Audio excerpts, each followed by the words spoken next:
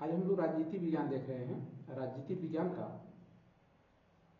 जो सबसे ज्यादा पूछा जाने वाला प्रश्न है वो संविधान से होता है। संविधान से सबसे ज्यादा प्रश्न आते हैं। इसके अनुसूचियां हो, भाग हो, अनुच्छेद हो, इसमें क्या है, इसके बारे में सबसे ज्यादा प्रश्न आते हैं। तो हम लोग शुरुआत इसे करते हैं संविधान की अनुसूचियों एवं भाग को। फिर हम जब दूसरे क्लास लेंगे तो उसमें भाग और अनुच्छेद को देखेंगे और उसको थोड़ा विस्तार से देखेंगे, क्योंकि ये आप लोगों के लिए काफी हेल्पफुल होगा अगर आप अनुसूचियां एवं भाग को एक साथ देख लें और इसके बाद दूसरे में भाग और अनुच्छेद देख लें, तो हमें लगता है कि ज्यादा लाभप्रद होगा। तो चलिए हम लोग देखते हैं। यह जो पेपर है, ये पेपर 1 में भी इससे प्रश्न पाते हैं। तो जीसी नेट पॉलिटिकल साइंस है, उनका तो कहना ही नहीं है, उससे प्रश्न आएंगे। असिस्टेंट प्रोफेसर की वैकेंसी आती है, उससे ही प्रश्न आते हैं। तो चलिए चलते हैं आगे, देखते हैं।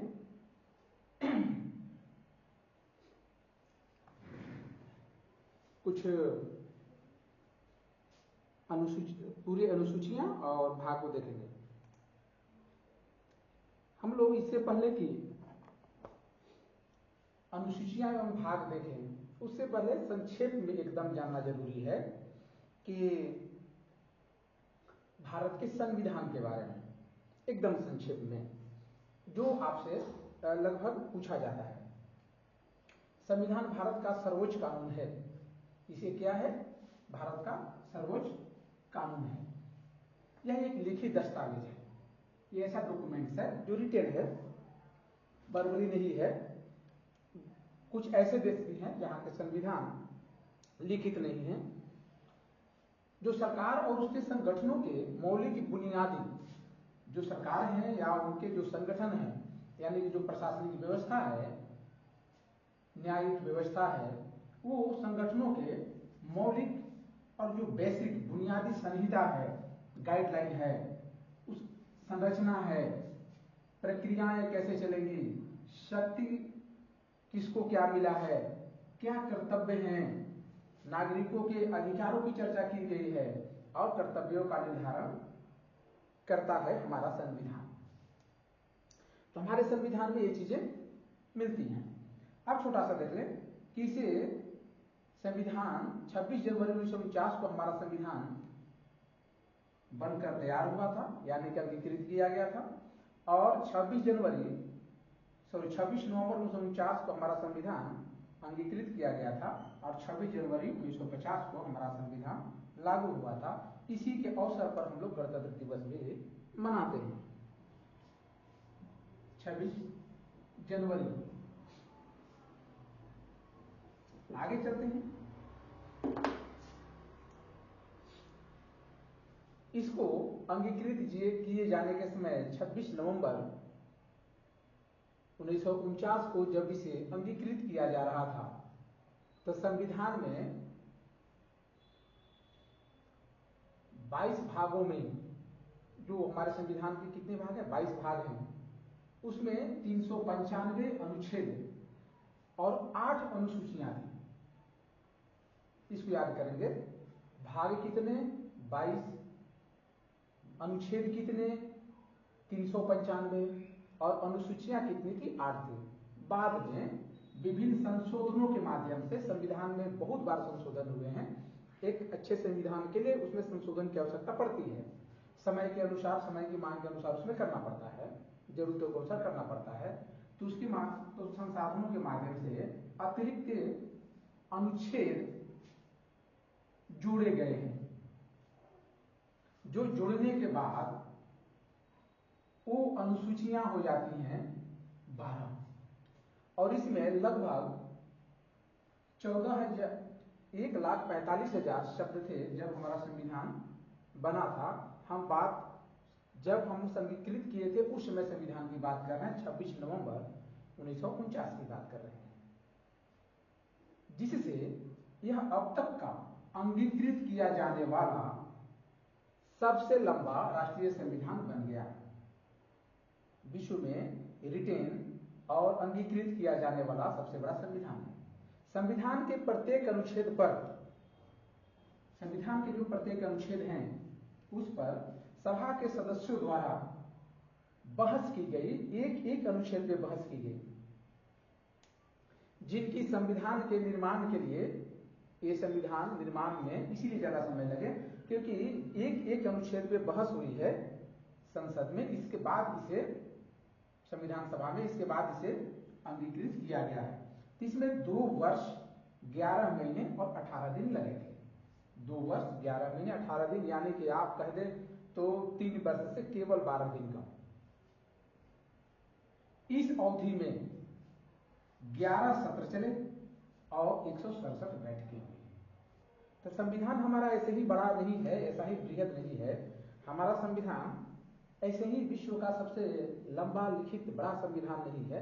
इसके पीछे रीजन ये है कि इसके एक एक अनुच्छेद पे बहस चला है। आज लोग जो संविधान पे प्रश्न उठाते हैं वो समझ लें कि वो आज एक छोटे सा कंटेंट लेकर के, जिसके बारे में उनको खुद वो क्लियर नहीं है कि कंटेंट क्या कहता है, इसका क्या मतलब है, आज के संदर्भ में देखते हैं और कहते हैं कि संविधान ठीक नहीं बनाया गया। लेकिन मैं बता दूं कि आज जितने संसद में जितने विद्वान नहीं होंगे, उससे ज्यादा विद्वान उस समय संविधान सभा में थे जो संविधान के निर्माण में बहस में लगे हुए थे। क्योंकि उस समय उनके पास साकालोलुपता नहीं थी। उनको था कि हमारा देश को आने वाले समय के लिए इतना शानदार, इतना बढ़िया संविधान दे दिया जाए जो हमारा देश इस संविधान के माध्यम से इसके जो नागरिक हैं और जो प्रशासनिक व्यवस्था है वो सुदृढ़ हो जाए। इसलिए 11 सत्रों में 167 बैठकें हुई। तो संविधान बनाने में जो इतने समय लगे वैसे ही नहीं लगे। जहां जहां से संविधान में हम लोगों ने कुछ रेफरेंसेस लिए जिस संविधान से, उस संविधान के बारे में भी बहस हुई, उस पॉइंट पे भी बहस हुई, तो संविधान को बना करके तब इसे अंगीकृत किया गया। चलिए आगे चलते हैं। हम लोग देखते हैं संविधान की प्रस्तावना। संविधान की प्रस्तावना एक ऐसा भाग है जो संविधान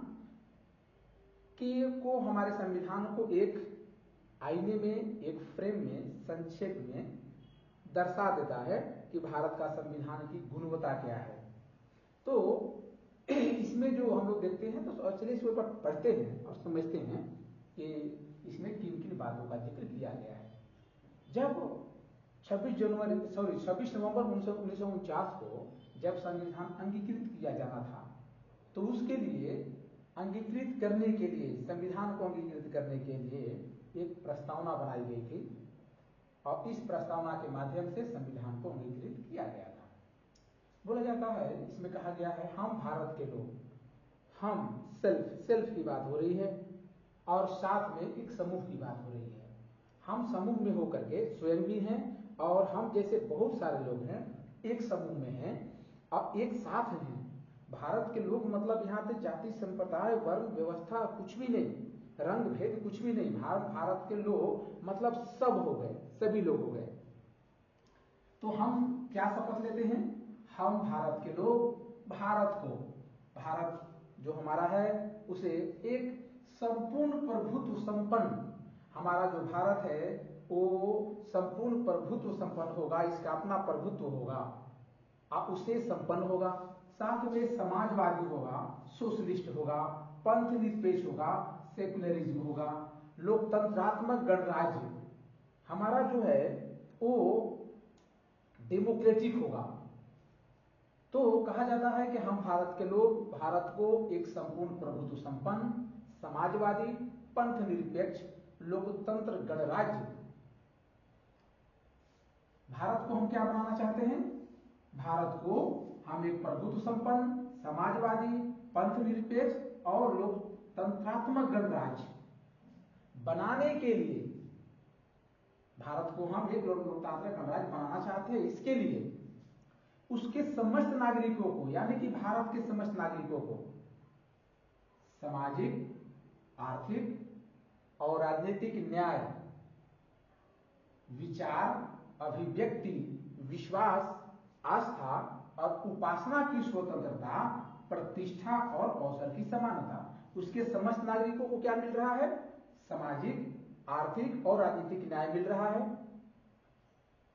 विचार की अभिव्यक्ति मिल रही है, विश्वास मिल रहा है देश और संविधान के प्रति, आस्था है अपने देश के प्रति, और उपासना की स्वतंत्रता है। आस्था और उपासना की स्वतंत्रता कि आप किसी भी धर्म के किसी भी विचार को एक स्वीकार सहज कर सकते हैं।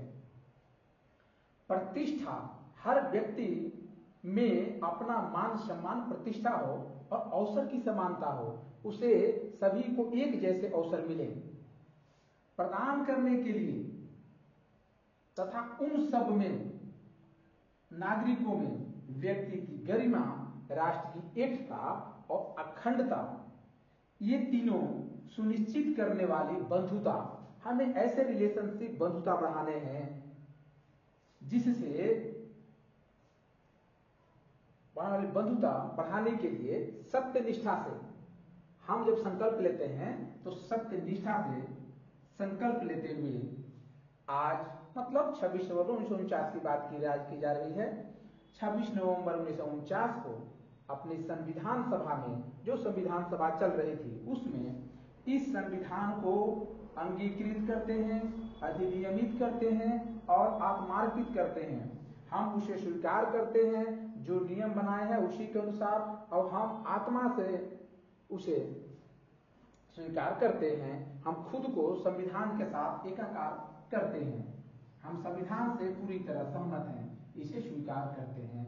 इस प्रकार से एक ओथ, एक शपथ संविधान की प्रस्तावना के माध्यम से संविधान सभा ने लिया था। आज ही विद्यालयों में बालकों को असेंबली के दौरान, यानी कि प्रार्थना के जस्ट अंत में, राष्ट्रगान के बाद संविधान की प्रस्तावना बुलाई जाती है, तो अच्छी बात है।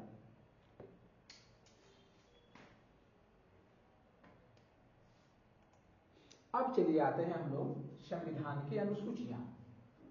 हम इसीलिए अनुसूचियों को भी पहले लाए हैं, भाग अनुच्छेद को इसलिए नहीं लाए क्योंकि संविधान में जब अनुसूचियों की चर्चा या कभी की जाती है तो डाउट होता है कि भाई ठीक है, भाग अनुच्छेद हैं, भाग हैं, फिर अनुसूचियां क्या हैं। इसके बारे में हम लोग जानना चाहिए कितनी अनुसूचियां हैं, किन अनुसूचियों में किन किन तत्वों को शामिल किया गया है। तो पहले हम लोग क्या करेंगे, हम लोग अनुसूची पहली को देखते हैं। पहली अनुसूची में राज्य और केंद्र शासित प्रदेशों की सूची है कि कौन राज्य हैं और कौन केंद्र शासित प्रदेश हैं। तो जैसे झारखंड, बिहार, उत्तर प्रदेश, इस प्रकार के राज्य हैं, आप कुछ केंद्र शासित प्रदेश हैं। तो हम लोग एक सूचियों का जिक्र, ये दोनों का जिक्र, राज्यों और केंद्र शासित प्रदेशों की सूचियों का जिक्र पहली अनुसूची में मिलती है। पहली अनुसूची में क्या मिलती है, राज्यों और केंद्र शासित प्रदेशों की सूची। दूसरी सूची में क्या मिलता, अनुसूची में क्या मिलता है, इसमें राष्ट्रपति, मुख्य न्यायाधीश, उच्च न्यायालय और सर्वोच्च न्यायालय के न्यायाधीश, नियंत्रक और महालेखा परीक्षक, राज्यपाल, विधानसभा अध्यक्ष, लोकसभा के उपाध्यक्ष, राज्यों के परिषद के अध्यक्ष और उपाध्यक्ष, और विधानसभा के अध्यक्ष और राज्य की विधान परिषद के अध्यक्ष और उपाध्यक्ष के वेतन का प्रावधान शामिल है। इसमें इन सब जो शामिल हैं, राष्ट्रपति, मुख्य न्यायाधीश, उच्च न्यायालय, सर्वोच्च न्यायालय के न्यायाधीश, नियंत्रक और महालेखा परीक्षक, राज्यपाल, विधानसभा अध्यक्ष, लोकसभा के उपाध्यक्ष, और जो सब पद हैं जिसकी चर्चा मैंने की, इनके वेतन का प्रावधान इसमें शामिल है। तीसरी अनुसूची में क्या देखते हैं, तीसरी अनुसूची में शपथ और प्रतिज्ञान के रूप में, हम जिस पद पे जाते हैं, भारत का नागरिक जिस पद को ग्रहण करता है, उस पद पे जाने के बाद उसे एक शपथ लेना होता है। और संवैधानिक जो, जैसे अभी संसद, हमारी नई सरकार बनी तो उसमें संसद में संसद के सदस्यों ने शपथ लिया। तो इस प्रकार से, या आप जिस पद पे, राष्ट्रपति, उपराष्ट्रपति, जो पद पे आप जाते हैं, न्यायाधीश, उस पे जाने के बाद आपको शपथ लेना पड़ता है। वो शपथ जो है उसकी चर्चा, उसके बारे में तीसरी अनुसूची में कही गई है। पहला में राज्य और केंद्र शासित प्रदेशों की सूची है, कौन क्या राज्य है, कौन केंद्र शासित प्रदेश है। दूसरे में सबकी वेतन की बात की गई है। तीसरे में शपथ और प्रतिज्ञान की बात की गई है। चौथी अनुसूची में भारत के प्रत्येक राज्य के लिए राज्यसभा में सीटें आवंटित की गई हैं कि राज्यसभा में कितनी सीटें कौन राज्य को मिल रही हैं या हैं। तो वो जो सीटों का जो आवंटन किया गया है वो चौथी अनुसूची में है। पांचवी अनुसूची क्या कहता है? पांचवी अनुसूची में अनुसूचित क्षेत्रों एवं जनजातियों का प्रशासन एवं नियंत्रण के बारे में चर्चा की गई है। जो अनुसूचित क्षेत्र हैं, जहां पर अनुसूचित जाति के लोग रहते हैं, अनुसूचित जनजाति के लोग रहते हैं, इन क्षेत्रों में प्रशासन कैसे होगा, उनका नियंत्रण कैसे होगा, इसकी चर्चा पांचवी अनुसूची में की गई है। तो पहला राज्य और केंद्र शासित प्रदेशों की सूची, दूसरा हमारे जो संवैधानिक पदों पे हैं उनके वेतनमान की बात की गई है, तीसरा में उनके शपथ की बात की गई है, चौथे में राज्यसभा की सीटों की बात की गई है और पांचवा में अनुसूचित क्षेत्र एवं जनजातियों के प्रशासन और नियंत्रण की बात की गई है। तो मुझे लगता है आप लोग इसको पढ़ते पढ़ते ही याद हो जाएगा आप लोगों को।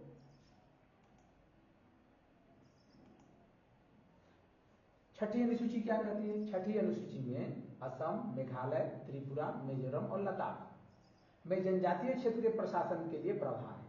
जो जनजातीय क्षेत्र हैं छठी अनुसूची में असम, मेघालय, त्रिपुरा, मिजोरम और लद्दाख में जो जनजातीय क्षेत्र के प्रशासन के लिए प्रावधान किया गया है। पांचवी अनुसूची में हम लोग क्या देख रहे थे कि अनुसूचित क्षेत्रों के जो अन्य राज्यों के जो जनजाति थे उनकी चर्चा उसमें की गई थी। अब छठी अनुसूची में कुछ 5 राज्यों के असम, मेघालय, त्रिपुरा, मिजोरम और लद्दाख, ये 5 राज्यों के जनजातीय क्षेत्रों के प्रशासन का प्रावधान छठी अनुसूची में की गई है। तो याद रखेंगे, पांचवी अनुसूची में जनरली स्टेट के लिए है और छठी अनुसूची में ये 5 राज्यों की चर्चा की गई है। सातवीं अनुसूची क्या कहती है? संघ और राज्यों के बीच शक्तियों और कार्यों का आवंटन। अब है कि शक्ति का विकेंद्रीकरण हमारे यहाँ जो है या बंटवारा है, जिसमें राज्य और केंद्र यानी कि संघ, इसके बीच किसको क्या शक्ति है, क्या कार्य है, क्या जिम्मेवारियां हैं, उसकी चर्चा इसमें की गई है। तो हम लोग जब सूची देखते हैं तो कौन कौन सी सूची होती है? पहली होती है संघ सूची।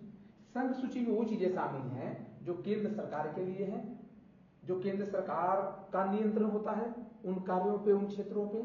तो वो जो शामिल है उसमें कितने विषय है? 97 विषय को शामिल किया गया है और वो 97 विषय जो है संघ सूची में है। राज्यों की सूची, क्योंकि केंद्र बड़ी है, पूरे देश को उसको नियंत्रण करना है, चलाना है, देखना है, सहयोग करना है, कोऑपरेशन करना है, तो उसमें 97 विषय है। जबकि राज्यों की सूची जो होती है जिसमें राज्य का नियंत्रण होता है, राज्य सरकारें उनको चलाती हैं, उन कार्यक्रमों को देखती हैं, उसमें 66 राज्य सरकार की शक्तियां कितनी बार दी गई हैं? कितनी विषयों की? 66 विषयों की शक्ति दी गई है। और संघ सूची केंद्र सरकार को 97 विषयों की सूची दी गई है। समवर्ती सूची, समवर्ती सूची किसे कहते हैं? जब राज्य और संघ दोनों का उसमें भूमिका हो, दोनों का उसमें भूमिका है, जैसे शिक्षा समवर्ती सूची का हिस्सा है, चिकित्सा समवर्ती सूची का हिस्सा है, उसमें दोनों का कोऑर्डिनेशन चलता है। तो जो समवर्ती सूची है उसमें संघ एवं राज्य दोनों हैं, जिसमें 47 विषय हैं। संघ सूची में 97 विषय, राज्य सूची में 66 विषय और समवर्ती सूची में 47 विषयों को शामिल किया गया है। इस प्रकार से शक्तियों का बंटवारा राज्य और केंद्र के मध्य है। तो यानी कि आप कह सकते हैं कि जो हमारी 7वीं अनुसूची है वो कहती है कि राज्य और केंद्र के बीच शक्तियों का बंटवारा है। इतना समझ सकते हैं। चलिए आगे, संविधान की 8वीं अनुसूची। इस अनुसूची को आप लोग थोड़ा ठीक से और बढ़िया से समझेंगे। 8वीं अनुसूची है संविधान की। संविधान की 8वीं अनुसूची में क्या कहता है कि भाषाओं को मान्यता दी जाती है। इसमें देश में कौन कौन सी भाषाएं मान्यता प्रदान की गई है, वो 22 भाषाएं हैं जिसमें इसमें शामिल है। तो इसमें क्या होता है कि अभी कुछ समय पहले कुछ और भाषा वाले थे जिन्होंने मांग किया था। जैसे एक है मगही समाज। मगही समाज आज से नहीं, बहुत पहले से, हमें लगता है शायद 1958 से इस मांग में लगा हुआ है कि उसे 8वीं अनुसूची में दर्ज की जाए। 8वीं अनुसूची में कोई दर्ज हो जाता है तो वो भारत की अनुसूचित भाषाओं में शामिल हो जाता है, जिसमें कार्यालयीय कार्य किए जा सकते हैं। तो इसमें जो किए गए हैं वो देख लीजिए कौन कौन से हैं। इसमें असमिया है, बंगाली है, गुजराती है, इसके बाद हिंदी है। एक्चुअली मैं इसको जो बनाया गया है ना वो अल्फाबेटिकल बेस पे है इंग्लिश से, तो इसलिए ऐसा नहीं है कि ऐसे है, ये शामिल है, बस ये देखना है आपको। असमिया है जो कि असम रहता है, बंगाली है,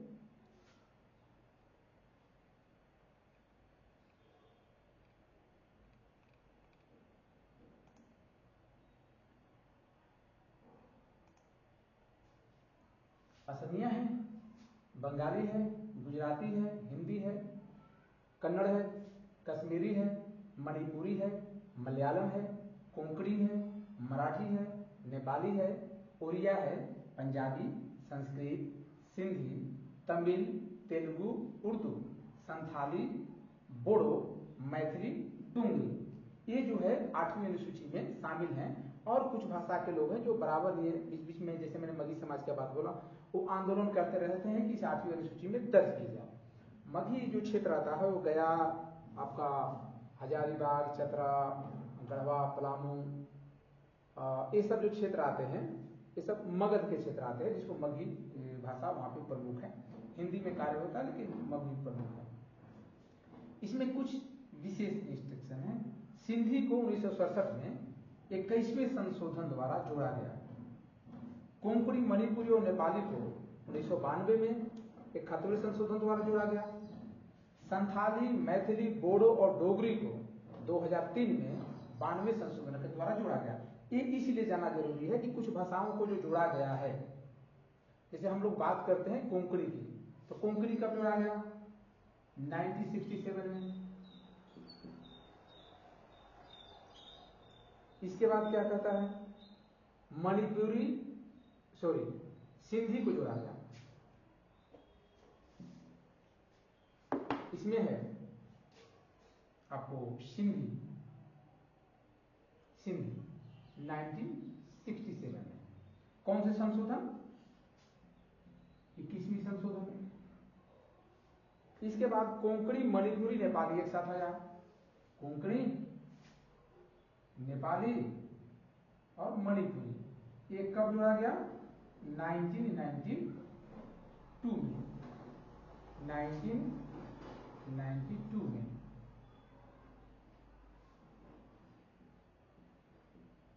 इसे जोड़ा गया।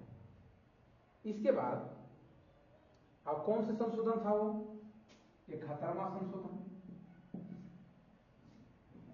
फिर इसके बाद मैथिली, सॉरी, संथाली, मैथिली, बोडो और डोगरी। संथाली ये कब जोड़ा गया? 2003 में। संथाली, मैथिली,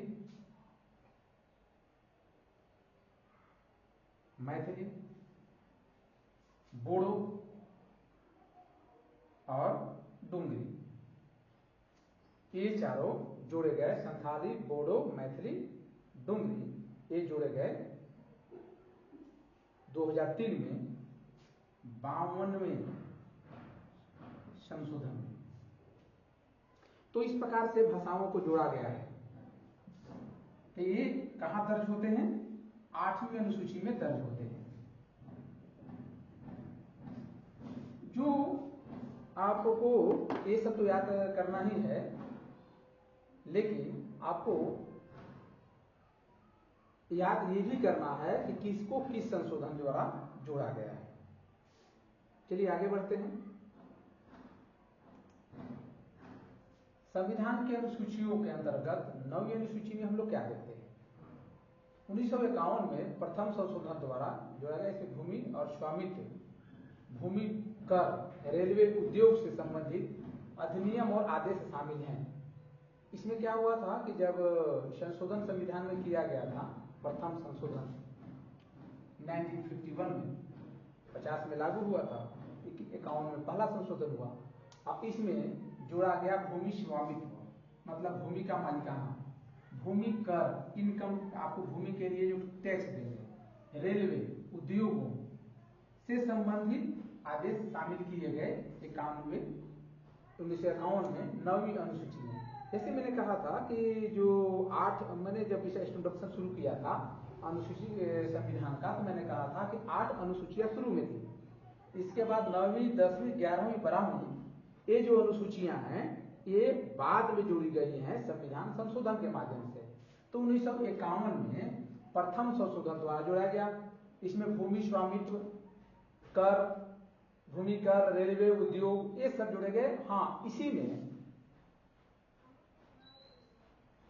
संपत्ति के अधिकार जो अब मौलिक अधिकार नहीं है ये भी यहीं पे किया गया है। संपत्ति के अधिकार जो है मौलिक अधिकार नहीं है। 10वीं अनुसूची में क्या कहता है? 1985 में 52वें संशोधन द्वारा जोड़ा गया।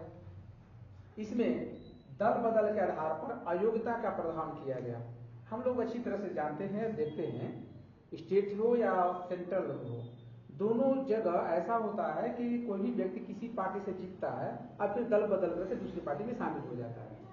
ये ड्रामा निरंतर राजनीति में चलता रहता है। अब इसको आप लोग देख रहे हैं।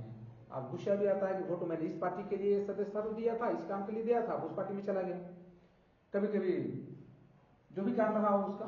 तो उस समय 1985 में एक संशोधन किया गया, 52वां संशोधन, जिसमें जोड़ा गया कि दल बदल के लिए एक कानून होगा और उस दल बदल के आधार पर अयोग्य घोषित कर दिया जाएगा। अगर इस पार्टी में से उस पार्टी में गए और उस प्रावधान के नियम के अनुकूल नहीं है तो वो सदस्य जो है अयोग्य माना जाएगा, उसकी योग्यता समाप्त हो जाएगी जो सदस्य है उसका।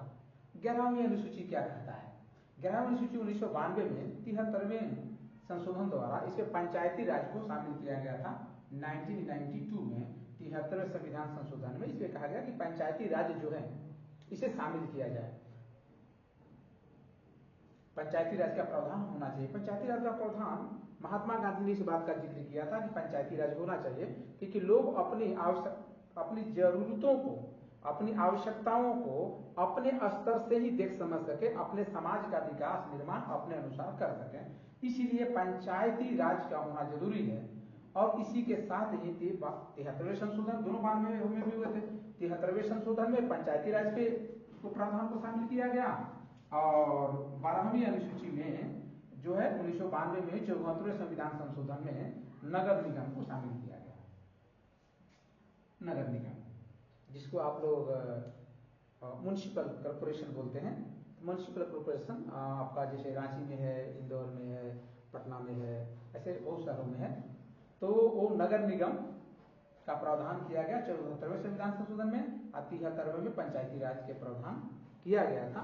तो ये 4 जो है वो जोड़े गए थे। अब पहले आपकी चर्चा हम लोगों ने जो किया मूल रूप से संविधान में वो शामिल थे पहले से।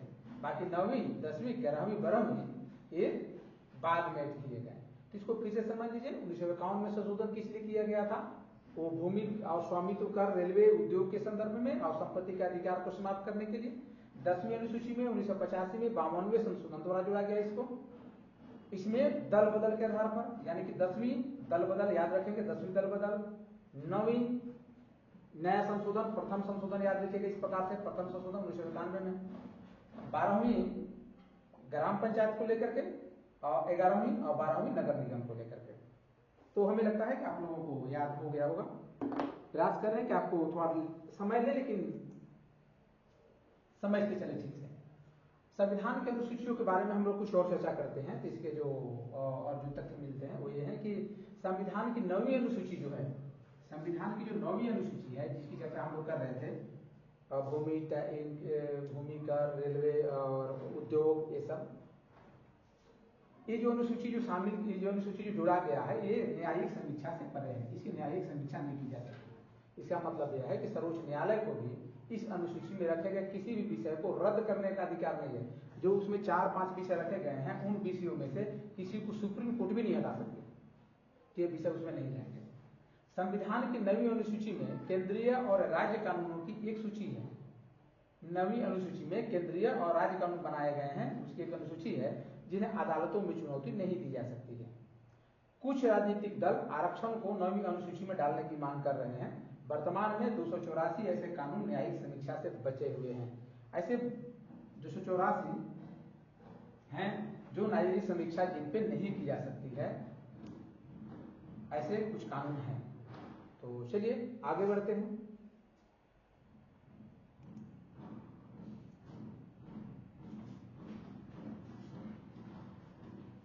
हम लोग बात करें शुरुआत में, तो आगे भी समझ लेते हैं। वर्तमान में भारत के संविधान में 12 अनुसूचियां हैं जो कि मूल रूप से 8 थी, बाद में 4 जोड़े गए, 9वीं 10वीं 11वीं 12वीं। 9वीं में क्या था? भूमि, स्वामित्व, उद्योग, रेलवे, ये सब को शामिल किया गया था उसमें, जो कि प्रथम संशोधन में किया गया था 1951 में।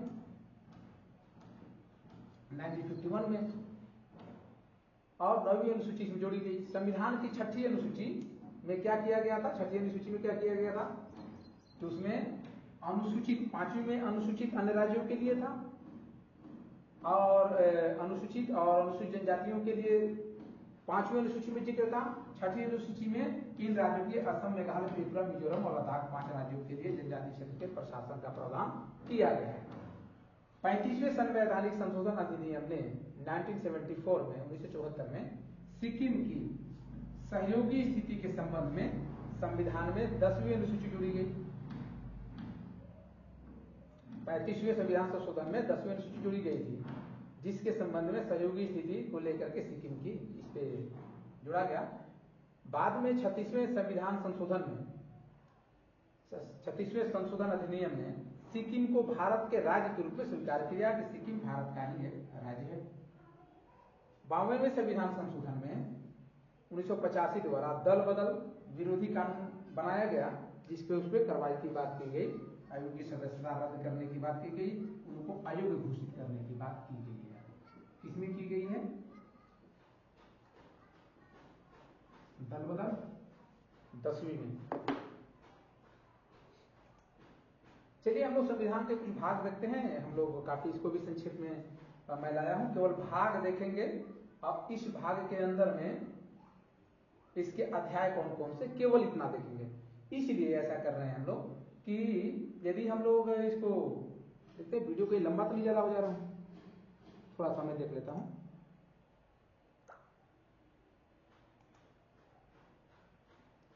इसके बाद देख लेता हूं, वीडियो ज्यादा लंबा होगा तो दूसरे क्लास में करेंगे। हाँ 32 मिनट हो गया, दूसरा करते हैं।